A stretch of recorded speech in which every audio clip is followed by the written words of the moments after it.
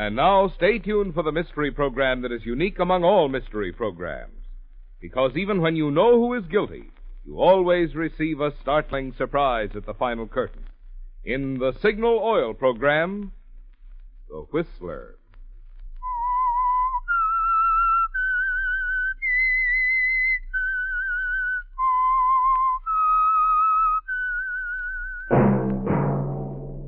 Signal, the famous Go Farther gasoline, invite you to sit back and enjoy another strange story by The Whistler.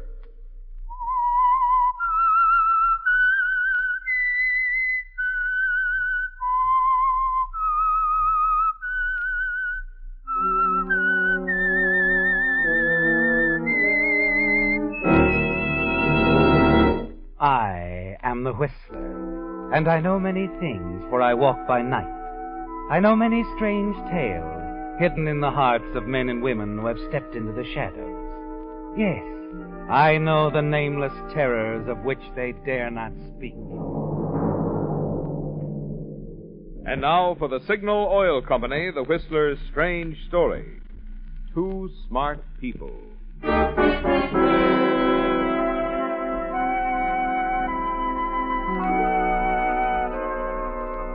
The story of the two people sitting quietly together over their cocktails in a hotel suite in San Francisco began weeks before on a speeding transcontinental train.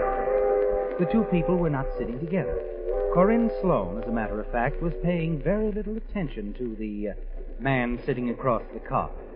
On the other hand, she was paying a great deal of attention to the things being said to her by one Mr. Kuvar, a stoutish gentleman who seemed anxious to impress his beauteous listener. Importing is a highly fascinating business, Miss Sloane. It takes years to know your way around in it. Exporting and importing. Why, the very words conjure excitement, Mr. Kuvar. And you must make a great deal of money. Let me order you another drink, Miss Sloane. Oh, no. I still haven't finished this one. Been talking so much here, I've scarcely touched mine. Oh, well, it's also very interesting. This is a business trip, too? Yes.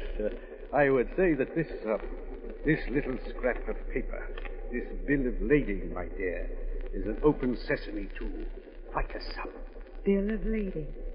I don't even know what one is. Oh, I'm sorry. Too much talk about business anyway. Just a paper covering an import shipment, that's all. And that's why you're going west? To San Francisco, yes. Oh. Interesting place. Always enjoy visiting it. I remember a time when I arrived there on a trip. You continue to look at him, don't you, Corinne? But you've stopped listening, because Mr. Kuvar has said the magic words you've been waiting for since nearly a week ago, when you chanced to overhear him in a mysteriously furtive telephone conversation from a Chicago hotel room adjoining your own. Those words come back to you now exactly as they did through the open windows of the hotel room.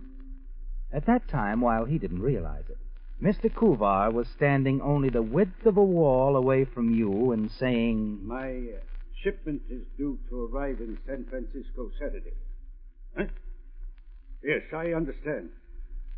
How will I make delivery? Huh? The Mid-City Hotel. What name? You'll be registered there? Good. I'll have what you want. And the payment to me, it will be in cash, 50,000, and I'll never be mentioned in connection with the transaction? Good. I'm leaving Friday to pick up the goods. I understand. Goodbye.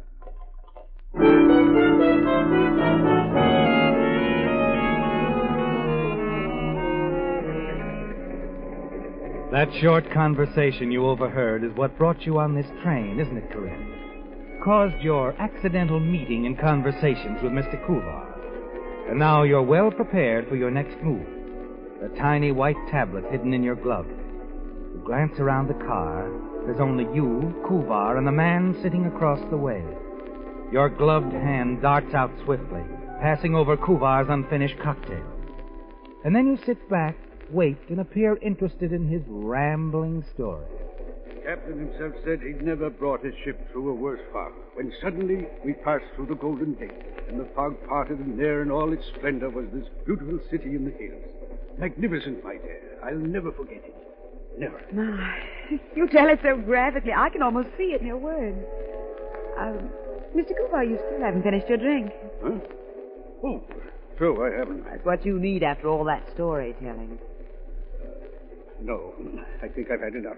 If you'll excuse me, Miss Sloane, I'm going back and rest a bit before dinner. Oh, but you can't do that. What? Huh? Oh, how dreadful of me after you've entertained me so. Perhaps I'll see you at dinner, Mr. Cooper. Oh, indeed you will. My pleasure. And now you will excuse me until, say, 7 o'clock. Of course.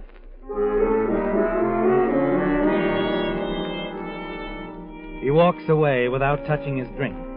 A moment later, the man across from you gets up and leaves the car, too. Sitting there alone, you wonder what your next step will be. Decide that you'll wait until after 7. Search Kuvar's compartment while he's waiting for you in the dining car. The time passes slowly. Then at 1:15, you try the door, look inside. Mr. Kuvar! Mr. Kuvar, what's happened? Did you fall? What? You stop, almost ready to step out, call the conductor. When you think of something else, quickly you search the unconscious man for the precious bill of lading. You look in his wallet, briefcase, search the room and his luggage. But it isn't anywhere to be found. Is it, Corinne? Someone else. Someone else got it. I better get out of here.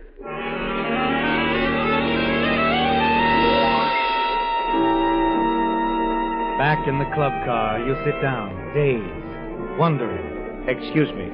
Then realize that someone is speaking. The man who was sitting across from you and Kuvar earlier. Excuse me, but are you all right, Miss Sloane? Oh, certainly. Well, you didn't seem to hear me when I spoke. Well, it's nothing.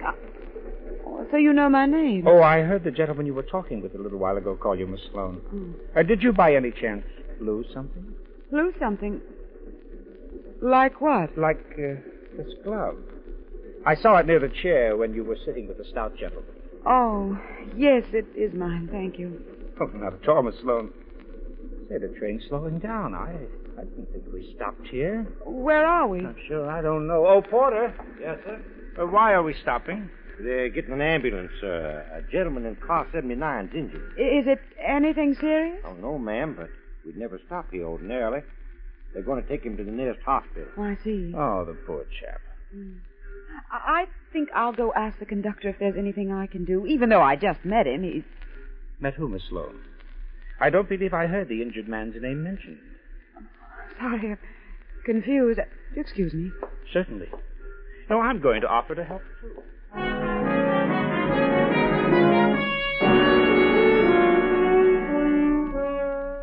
It was a terrible slip of the tongue, wasn't it, Corinne? Indicating to the strange young man that you knew who was injured before anyone had even mentioned his name. Oddly, he didn't seem too surprised, but you feel that he believed your quick explanation, that you were confused. You hurry from the lounge car, and then, a moment or two later, you see him again in the small crowd that gathers near the steps as Mr. Kuvar's unconscious form is carried off the train. Going to be all right? Yes. Just give us room here, folks. Please, give us room. Let the doctor through. Now, lady, would you finish what you were just telling me? I don't know if it'll be of much help, conductor, but it does seem as if this might be more than an accident. Well, this chap you saw entering Mr. Kuvar's compartment, what part of the train did he come from? The forward cars from the direction of the club car. Mm-hmm. You mean he could have stepped in there, struck the gentleman? You look up, Corinne, just in time to catch the expression on the face of the man who sat across from you, handed your glove back just a little while ago. You see him flinch slightly, and suddenly you're certain about him. So certain that you detach yourself from the crowd on the station platform and board the train unnoticed. Porter. Yes, ma'am? That gentleman I was talking to a moment ago, he's in my car, isn't he? No, ma'am. He's in car 52, bedroom C. Oh. But, ma'am, I think he's out there on the platform with the others. I know, but I have a surprise for him. We're old friends, you see. Oh, yes, ma'am. You hurry through the cars to 52, room C, praying that he won't wonder about you and follow. Inside the room, you search swiftly, methodically. Find what you're looking for in the simplest of places, his briefcase. Quickly, you'll go back to your own room, call the porter for your luggage, and walk forward to explain to the conductor. Oh, you're getting off here, miss? Yes, I didn't realize who it was that was injured. Mr. Kuva's a friend of yours? Well, we have mutual friends and interests. I'm going to stay here overnight, notify his friends, and visit him at the hospital in the morning. Would you fix up my ticket? The agent in the station will route you into another train. Well, what's this? You leaving us? Well, the lady is a friend of the injured gentleman. Oh, really? Well, now, I think you're doing a very nice thing. Well, thank you. I'm glad you approve. Oh, I do, really. Such genuine interest on such a short acquaintance. Mr. Kuvar must have something. So thank you for returning my lost property. Mr. Burton, Larry Burton. You mean your glove? Yes, my glove. Your baggage is off, ma'am. Oh, thank you, Porter. Well, goodbye, Miss Sloan. Goodbye, Mr. Burton. I hope you have a very enjoyable trip. And again, thanks for everything.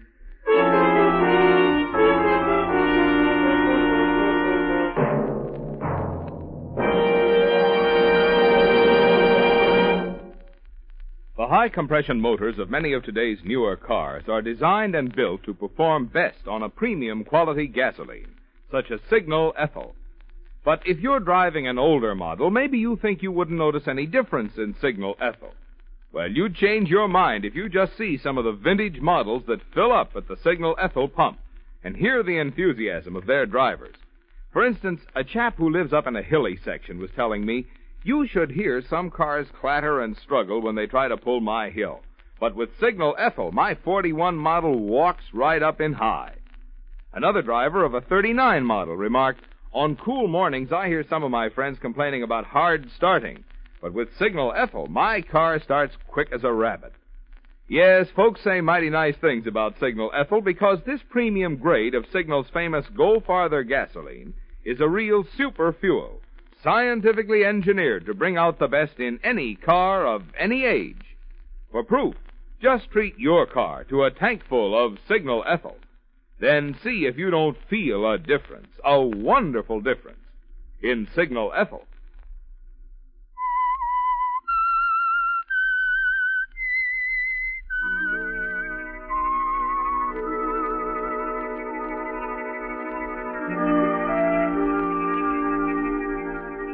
It was almost amusing, wasn't it, Corinne? The swift exchange on the train with Kuvar and Larry Burton. First, Kuvar's failure to drink the cocktail into which you had dropped the sedative. Then Larry's bold attack, which may even yet prove fatal to Kuvar. Larry must have been very confident that you didn't suspect him to let you out of his sight without checking the contents of his briefcase. He'll be confused and angry when he discovers that the precious little slip of paper, which seems to be worth so much, is missing. It's safe in your purse, isn't it, Corinne, as you board the next airplane west. At San Francisco, you check into a hotel, hurry to the steamer docks and the freight offices of the American-Italian Steamship Company. This shipment will arrive on the SS Allegretti, miss. Docks tomorrow, 4 p.m. Tomorrow, 4 o'clock. Do you know what the delivery charges will be? I mean, from the dock to my hotel. You staying in the city? At the Bayview, yes. Let's see. Charge only much. Well, I wanted to pay now and have the shipment sent there. All right, ma'am. I'll frig it for you. No trouble at all.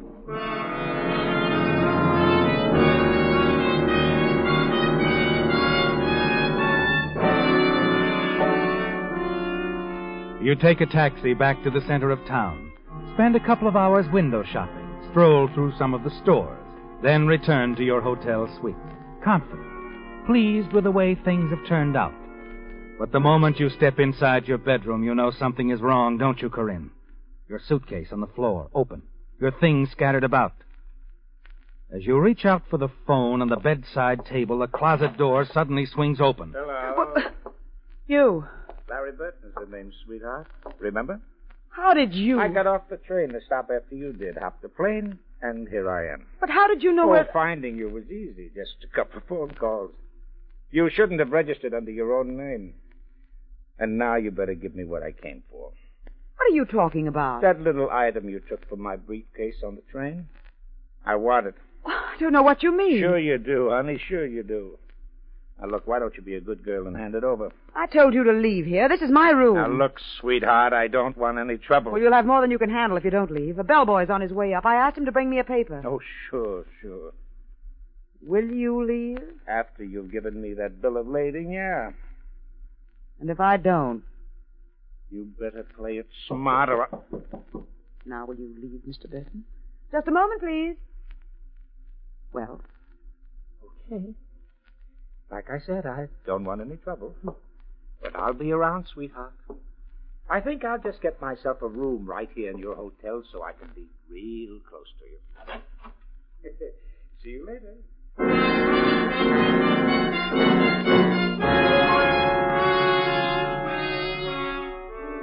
It was a shock, wasn't it, Corinne, finding Larry Burton in your hotel suite, when all the time you thought he was still on the train. Long after he's gone, you pace the floor, wondering what you must do, how you can outsmart him. Finally, you pick up the phone, call the steamship company, and ask them to have the shipment delivered to another hotel, the Carson House.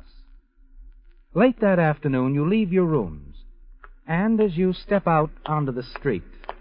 Hello again. Why don't you leave me alone? You mind if I walk with you? I do mind, yes. Well, I don't seem to be doing so well. Where are we heading? The Carson House? What? Oh, I'm sorry.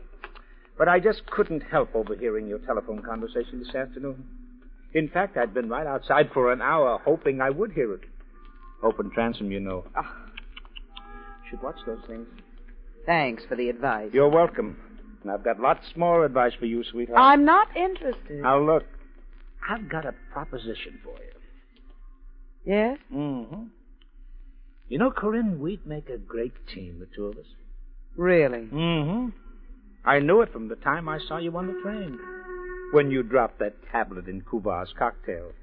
There I said to myself, there is a girl after my own heart. Do go on, Mr. Burton. You know, you could be accused of attempted murder. What I put in Mr. Kuvar's drink was not poison, merely a sleeping tablet.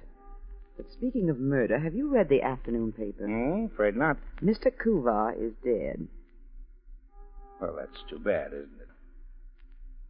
I could tell the police what I know. But you won't. What makes you think so? Oh, look, Corinne, you're fumbling around in the dark. You don't know what you're mixed up in. This shipment of Mr. Kuvar's, it's very unusual. And worth a lot of money. True, but when you get the stuff, where do you deliver it? Who makes the payoff? How? I'll find out. No, never. You couldn't, unless you followed Mr. Kuvar around for weeks the way I did. You're suggesting, then... That we work together on this. Well? I'll have to think it over. Well, all right. And while you're doing that, why don't we have dinner together? All right, Mr. Burton. Why don't we?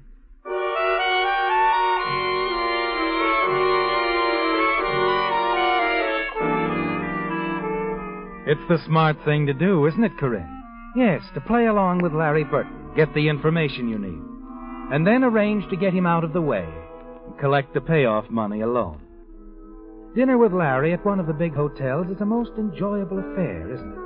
He's properly amusing, very attentive, and finally, you have to admit to yourself, quite handsome. And then later, as the two of you are dancing... Having fun, Corinne? Of course I am. Dinner was superb. The music's just the way I like it. And you're an awfully good dancer. Ooh. Oh, thanks. You've been rather quiet all evening. I was just wondering if... I'm sorry. Just that I have something on my mind. Remember? You reached a decision yet? Yes. Well? All right, Larry. We're a team. You sure? Of course. You wouldn't be figuring on a double cross? No, Larry. The way I feel, I couldn't double-cross you. Oh, that's what I've been waiting to hear, sweetheart. Come here. Larry, please, not here on the dance floor. Oh, who cares, honey? Who cares? All right. Who cares?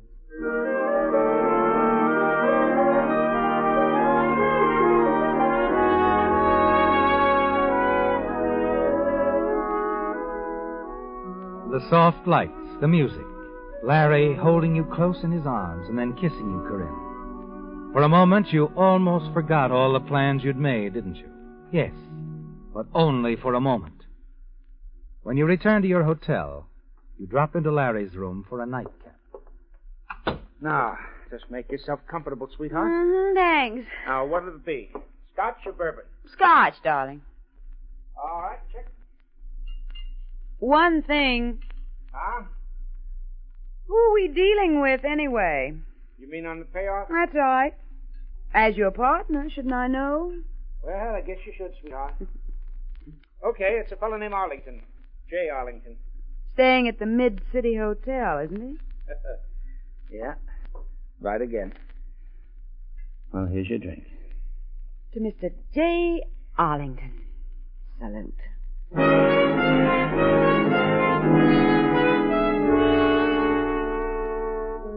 You have all the parts now, haven't you, Corinne? All the parts to the jigsaw puzzle for the highest stakes you've ever dreamed of.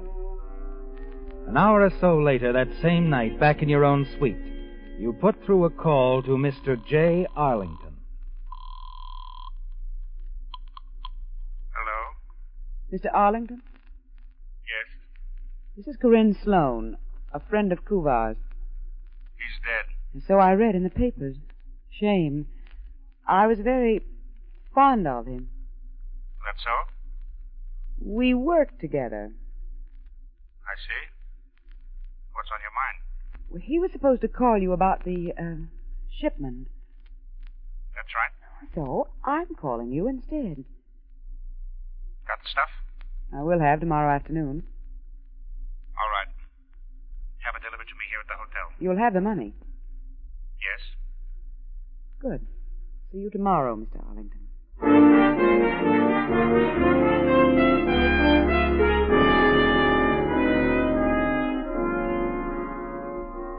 It's done, isn't it, Corinne? You've established contact with a man who is going to pay you $50,000. You should be pleased, shouldn't you? But something's troubling you. It's Larry, isn't it? The following afternoon, the shipment is delivered to your hotel suite. Heavy wooden box. You're puzzled. Wonder what it is.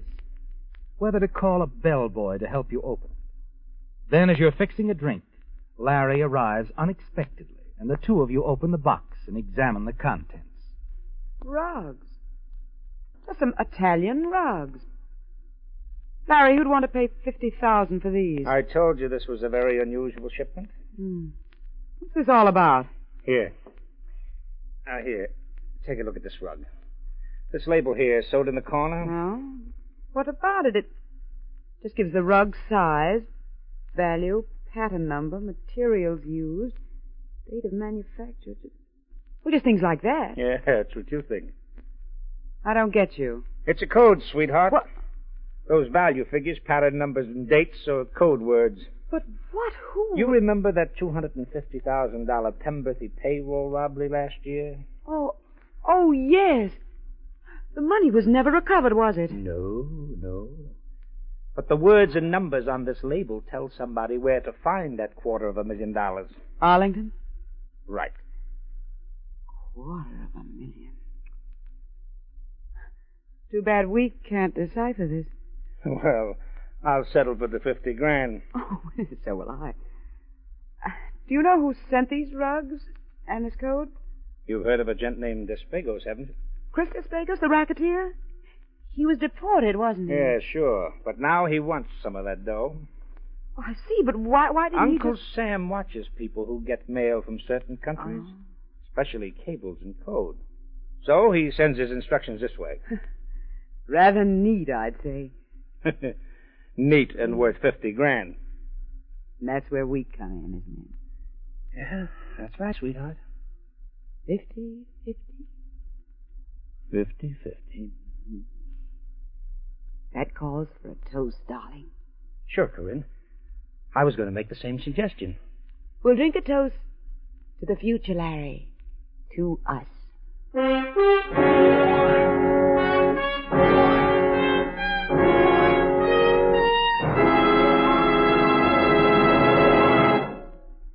If you've ever tried to drive your car with even one spark plug missing, you know what a big difference some little things can make. That's why the quality accessories which signal dealers carry can be mighty important to your car's performance. For instance, if it has been 10,000 miles since your spark plugs were replaced, a new set installed by your signal dealer will not only increase pep and power, but save up to 10% on gasoline, too. Another item which should be checked periodically is your oil filter. If the filter cartridge is dangerously clogged, your signal dealer can install a new one. Likewise, if your windshield wiper is leaving blinding streaks across your vision, your signal dealer can install a new blade while you wait. And other quality accessories he carries include guaranteed signal batteries, fan belts, radiator hose, light bulbs, polishes, and nationally advertised Lee tires. So remember, in addition to being headquarters for the famous Go Farther gasoline, signal dealers carry most everything you need in the way of accessories to make your car run better, look better, and last longer.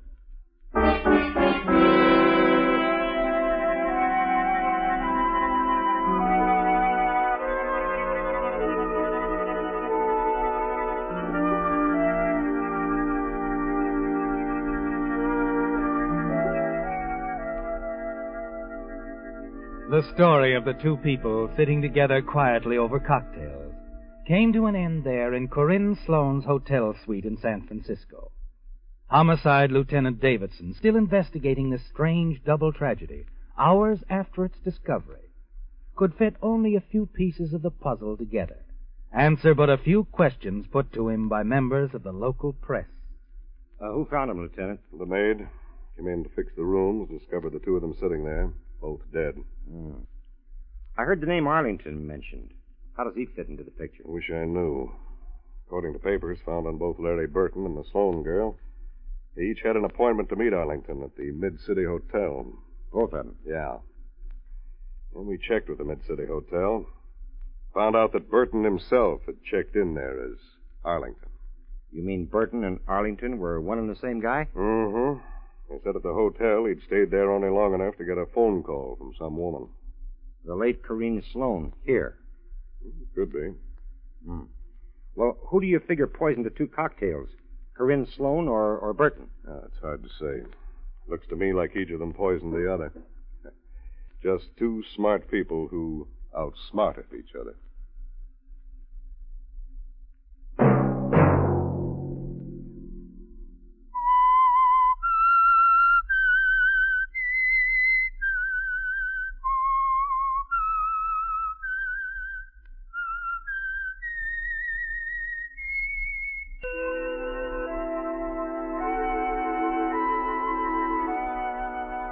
Let that whistle be your signal for the Signal Oil program, The Whistler, each Sunday night at this same time. Meanwhile, Signal Oil Company and the friendly independent dealers who help you go farther with Signal gasoline hope you'll remember. Regardless of what gasoline you use, you'll enjoy more miles of happy driving if you drive at sensible speeds, obey traffic regulations, and avoid taking chances. You may even save a life. Possibly your own.